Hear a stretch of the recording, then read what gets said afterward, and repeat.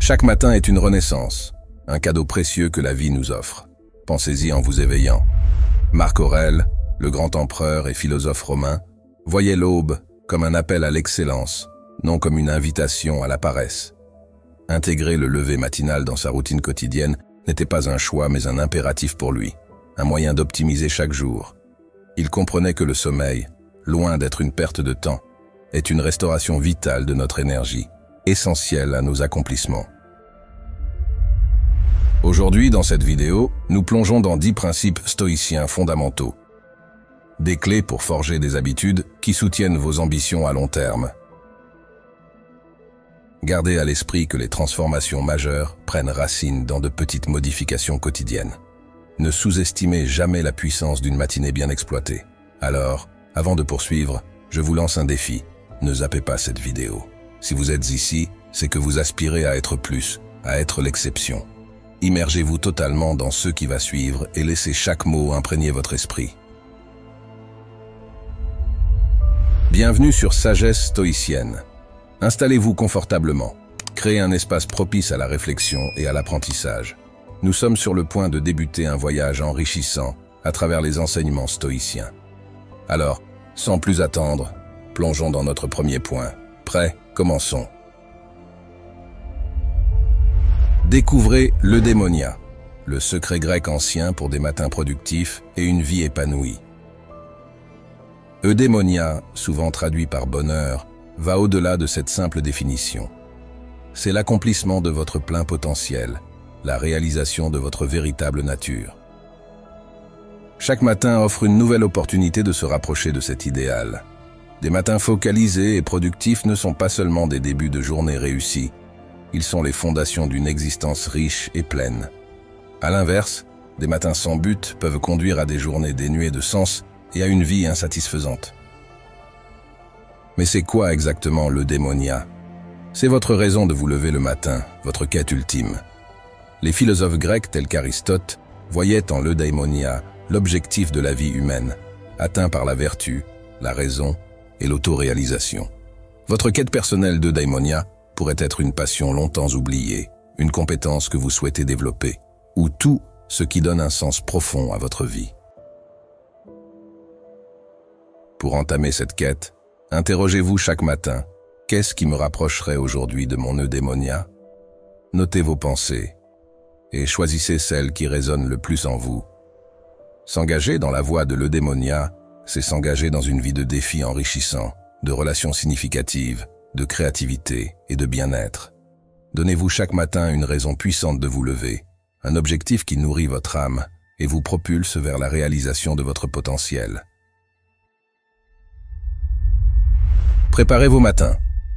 Comme le soulignait Marc Aurèle, tous nos efforts doivent être dirigés vers un but final. Sans cela, tout acte est vain. Devenir une personne matinale va bien au-delà de la simple action de régler un réveil pour 5 heures du matin. Ceux qui réussissent à optimiser leur matin ont une routine, non seulement au réveil, mais aussi avant de se coucher. Rappelez-vous, vous ne contrôlez pas votre conscience pendant le sommeil, mais vous pouvez influencer vos activités nocturnes pour un réveil plus efficace. Commencez dès ce soir. Éloignez-vous de la télévision et du téléphone avant de dormir. Faites un pacte avec vous-même pour éviter les écrans au lit. Préparez également votre environnement pour le lendemain. Par exemple, si vous prévoyez d'aller au sport, préparez vos vêtements de sport la veille. En les disposant prêts à l'emploi, vous vous économisez des efforts matinaux. La présence de vos vêtements et baskets prêts dans votre chambre rendra plus difficile l'idée de sauter l'entraînement.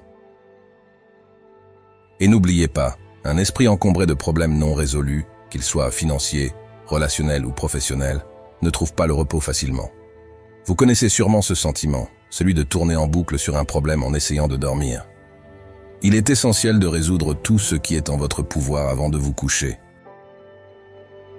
Pour les problèmes hors de votre contrôle, pratiquez la respiration profonde. Inspirez calmement, comptez jusqu'à 5, puis expirez lentement. Ce simple exercice signale à votre corps qu'il n'y a pas de danger, permettant un relâchement des tensions, un ralentissement du rythme cardiaque et un apaisement intérieur. En ralentissant consciemment votre esprit, vous favorisez une nuit de sommeil réparatrice, essentielle pour un réveil productif. Les petits sacrifices du soir sont les clés pour devenir un lève-tôt accompli et tirer le meilleur parti de vos journées. Évitez les distractions après le réveil. Comme le conseillait Marc Aurèle, concentre-toi sur chaque minute comme un Romain, comme un homme, en te focalisant sur ce que tu as à faire, en te libérant de toutes les autres distractions. Souvent, dès le matin, nous nous trouvons éparpillés dans différentes directions sans même saisir notre véritable objectif. Les distractions sont omniprésentes. Vidéos aléatoires sur Facebook, un nouvel épisode de votre série favorite, actualités tragiques, messages Instagram, vaisselle sale, factures impayées. Dans notre monde moderne, les moyens de communication et les stimuli mentaux abondent. Peu importe l'heure à laquelle vous vous levez, les distractions guettent, parfois au point où il semble que le monde conspire contre votre concentration. La plupart du temps, ces distractions agissent comme une forme de procrastination productive. Elles semblent utiles, nécessaires même, mais elles ne doivent pas nécessairement être traitées immédiatement. Apprendre à les reconnaître et à les repousser peut transformer radicalement vos matins. Il est essentiel de se rappeler que le temps juste après le réveil est un moment précieux. C'est un temps pour vous, pour établir vos priorités et commencer votre journée avec intention. En résistant à la tentation de plonger dans un océan de distractions, vous préservez votre énergie et votre concentration pour ce qui compte vraiment. Je vous conseille vraiment de commencer par des pratiques simples. Ne consultez pas votre téléphone dès le réveil, ne regardez pas immédiatement les nouvelles, ni ne vous préoccupez des tâches ménagères mineures. Concentrez-vous sur vos objectifs de la journée. En adoptant cette discipline, vous prenez le contrôle de votre journée dès les premiers instants, pavant ainsi la voie à une productivité et une réalisation significative. Cultivez la régularité du réveil. Comme le disait Marc Aurèle, nous devons construire notre vie action par action et nous réjouir si chaque action atteint son objectif, sans laisser personne nous détourner. Cette sagesse est fondamentale pour réussir à devenir une personne qui se lève tôt avec régularité. Écoutez attentivement ceci. Prendre en main chaque aspect de votre vie est le premier pas vers l'obtention du pouvoir personnel nécessaire pour créer ou transformer ce que vous souhaitez. Pour se lever tôt de manière régulière, il est indispensable de cultiver l'autodiscipline. L'autodiscipline est en fait l'habitude de la constance. Il faut se motiver à répéter une action jusqu'à ce qu'elle devienne naturelle. Et c'est en voyant les résultats de cette répétition que vous serez encouragé à continuer. Les 30 premiers jours de mise en place d'une nouvelle routine matinale sont cruciaux. Cette période peut être divisée en 3 phases de 10 jours. Chaque phase présente ses propres défis émotionnels et barrières mentales pour maintenir la nouvelle habitude. Les 10 premiers jours sont souvent les plus durs. L'envie d'abandonner peut être forte, en particulier quand il s'agit de se lever tôt. Des pensées comme « je suis trop fatigué »,« j'ai besoin de plus de sommeil » ou la tentation de remettre l'alarme à plus tard sont communes. Il est important de se rappeler que cette période difficile est seulement temporaire. Ensuite, il y a la deuxième phase, qui va du 11e au 20e jour, bien que toujours inconfortable, devient plus facile à gérer. Vous commencez à vous habituer à votre nouvelle routine et à en percevoir les avantages. Votre confiance s'accroît et vous commencez à associer positivement les bienfaits de vous lever tôt. La troisième phase est celle de la transformation réelle. Votre perception change de « je ne suis pas une personne du matin » à « je suis une personne du matin ». Au lieu de redouter le réveil, vous commencez à vous réjouir à l'idée de commencer une nouvelle journée, car vous avez réussi à le faire pendant plus de 20 jours consécutifs. Vous ressentez enfin les bénéfices de cette habitude. Ce processus est conçu pour intégrer l'habitude de se lever tôt dans votre identité. Une fois que vous vous identifiez à cette nouvelle manière de vivre, il devient plus facile d'agir de cette façon. Prenez les choses avec facilité. Comme Marc Aurèle nous le rappelle, portez attention à l'instant présent et demandez-vous pourquoi cela vous semble-t-il insupportable. Pourquoi ne puis-je pas endurer cela? Si cette question vous met mal à l'aise, c'est probablement parce que notre cerveau tend naturellement à privilégier la gratification instantanée favorisant ainsi les récompenses à court terme au détriment des avantages à long terme. C'est la raison pour laquelle 95% des gens abandonnent leur routine d'exercice dans les 10 premiers jours. Ils ne réalisent pas que la difficulté ressentie au début de toute nouvelle habitude est temporaire. Beaucoup se disent « si c'est si douloureux, alors ce n'est pas la peine ». Cette mentalité nous amène souvent à procrastiner, en particulier lorsqu'il s'agit de se lever tôt. Si nous ratons un matin, nous nous promettons de recommencer le lundi suivant, ou le mois prochain. Cependant, il est essentiel de comprendre que c'est notre capacité à persévérer qui forge notre discipline et notre force. La vie est imprévisible et nous contrôlons peu de choses dans notre existence. Ce que nous pouvons maîtriser, c'est ce que nous faisons de nos journées. Chaque nouveau jour est un cadeau, une opportunité de devenir une meilleure version de nous-mêmes. Alors, si vous vous êtes réveillé tard aujourd'hui, pardonnez-vous et décidez de vous lever tôt dès demain. Rappelez-vous, chaque jour est une nouvelle bataille, et chacun est capable de se battre pour un jour. Pratiquez la discipline dans les petites choses. Marc Aurèle nous enseigne que nous devons nous discipliner dans les petites choses pour ensuite progresser vers des tâches de plus grande envergure. Si vous avez mal à la tête, entraînez-vous à ne pas vous plaindre. Ne maudissez pas chaque fois que vous avez une douleur. Vous pouvez exprimer votre inconfort, mais ne laissez pas vos plaintes envahir tout votre être. Le terme discipline vient du mot latin disciplina, qui signifie enseignement ou instruction. Pratiquer la discipline dans les petites choses, c'est se façonner constamment, forger sa résilience mentale. Un exemple simple est de placer votre réveil loin de votre lit. Cela vous force à vous lever, à mettre votre corps en mouvement, et le mouvement génère de l'énergie. Lorsque vous vous levez pour éteindre l'alarme, vous êtes déjà debout, ce qui vous aide naturellement à rester éveillé. Évitez de remettre l'alarme à plus tard. Pensez-y, appuyer sur le bouton snooze revient à dire « Je déteste me réveiller le matin, donc je vais le faire plusieurs fois ». Si votre réveil est éloigné, vous devez sortir du lit pour l'éteindre. Une fois debout, restez éveillé. Ne laissez pas votre esprit vous convaincre de retourner au lit. Il n'y a qu'une seule option, quitter la chambre. Une autre pratique simple mais efficace est de faire votre lit chaque matin. En accomplissant cette première tâche du jour, vous ressentez un petit sentiment de fierté et de motivation pour en accomplir d'autres. Cela renforce l'idée que les petites choses sont importantes. Si vous ne pouvez pas gérer correctement les petites tâches, il vous sera difficile de vous attaquer aux grandes. Associez-vous à un complice de motivation. Pour atteindre votre objectif de vous lever tôt, il est essentiel de s'associer à une personne qui vous soutient et vous motive. Cette collaboration est cruciale car l'une des compétences les plus importantes dans la réalisation de nos objectifs est la capacité de rester engagé et motivé. Votre complice de motivation pourrait être un ami, un membre de la famille ou un collègue qui a déjà réussi dans l'objectif que vous poursuivez. Cette personne agit comme un pilier de soutien, vous encourageant et vous rappelant vos engagements, surtout lorsque votre détermination faiblit. L'avantage d'avoir une telle personne à vos côtés est indéniable.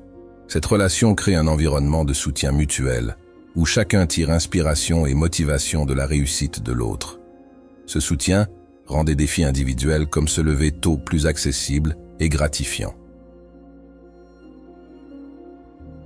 Lorsque vous choisissez votre complice de motivation, il est important de trouver quelqu'un qui comprend et partage vos objectifs et qui est prêt à vous soutenir de façon constructive. Ce partenariat devrait être fondé sur le respect mutuel et l'encouragement, renforçant ainsi l'importance de votre engagement commun. Avec un tel soutien, vous aurez plus de chances de surmonter les difficultés et de rester fidèle à votre but de vous lever tôt.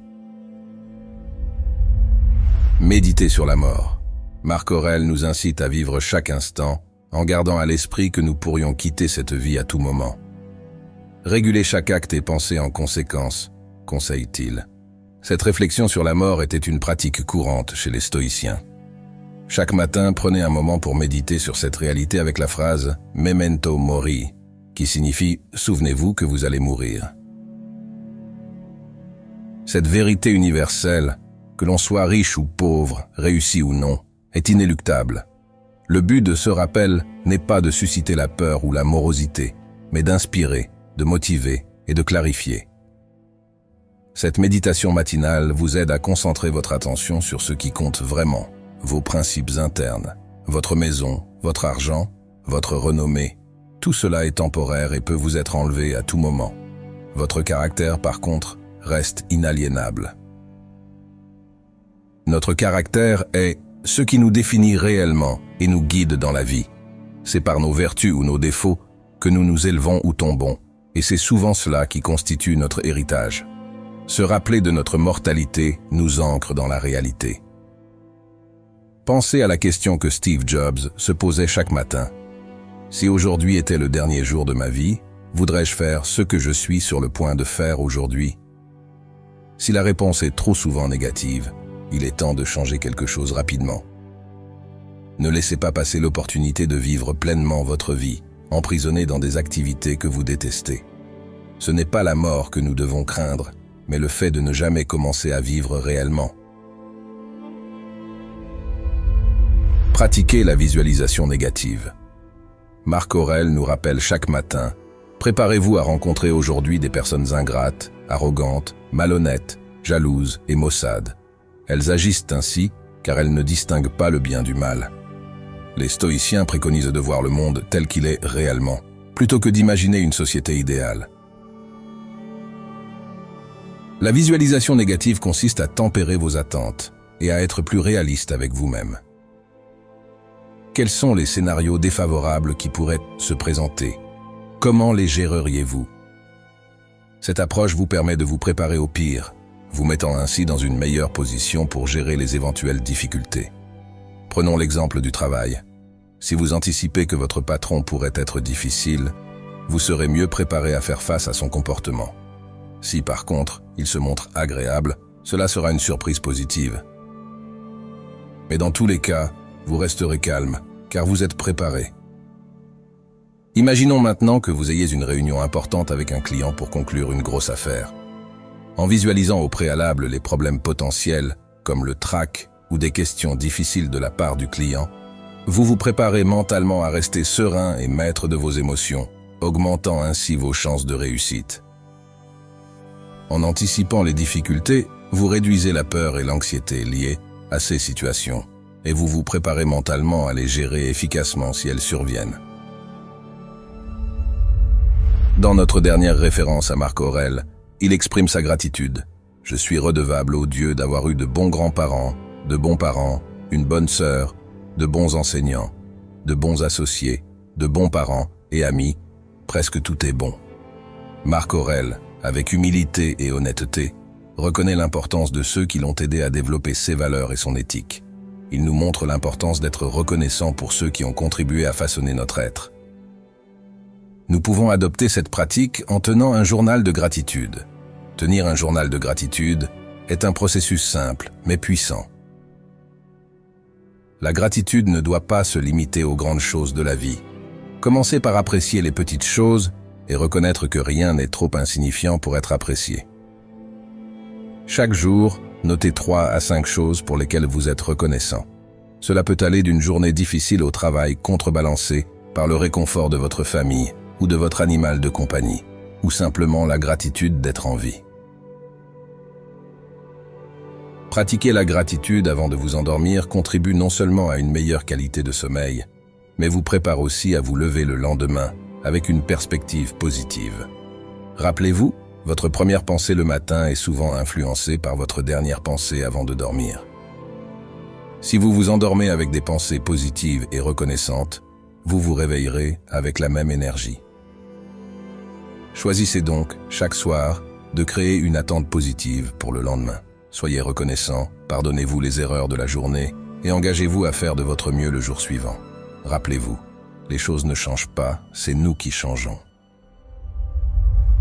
Si vous avez apprécié cette vidéo, n'oubliez pas de consulter notre playlist complète sur le stoïcisme pour approfondir votre compréhension. Aidez-nous à partager cette philosophie enrichissante. Merci d'avoir regardé. N'oubliez pas d'aimer la vidéo et de vous abonner à la chaîne si vous avez trouvé ce contenu utile. Je vous laisse avec 2 autres vidéos que vous pourriez trouver intéressantes. À très bientôt.